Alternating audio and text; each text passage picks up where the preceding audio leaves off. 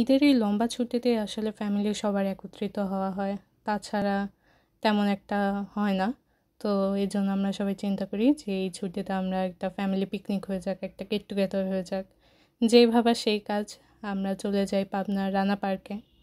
আসলে পাবনাতে family picnic করার জন্য Rana park is the first option. এটা অনেক বড় একটা জায়গার মধ্যে আছে। আমরা প্রায় দুপুরের দিকে গিয়েছিলাম, এজন্য তেমন একটা ভিড় ছিল না।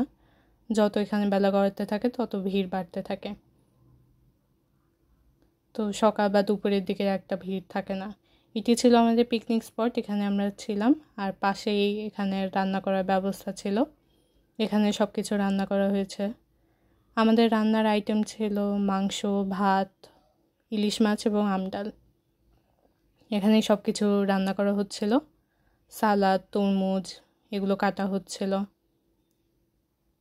রান্না শুরু করতে করতেই অনেক দেরি হয়ে যায়। প্রথমে আগুন জ্বলছিল না, এরপরে ব্যবস্থা করা হয় এবং সব কিছু রান্না করা শুরু হয়।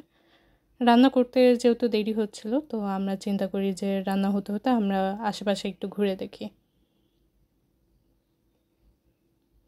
তারপর আমরা পার্কটির আশেপাশে ঘুরে দেখছিলাম। এখানে অনেক কিছু ছিল দেখার মতো, অনেক সুন্দর সুন্দর জায়গা ছিল ঘুরে দেখার জন্য।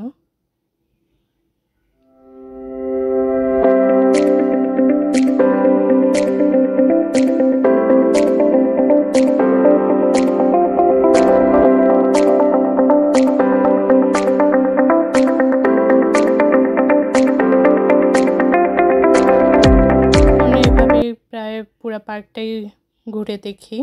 এখানে অনেকগুলো রাইড ছিল, নাগরদোলা, স্পিড বোট, রেসিং কার, আরও অনেক রাইড ছিল। আমরা ফ্রিসবি রাইডে উঠি, এটা আসলে অনেক থ্রিলিং ছিল। এর মধ্যেই খাবার প্রস্তুত হয়ে যায়, তারপর সব খাবার পরিবেশন করা হয়, সবাই একসাথে খাওয়া হয়।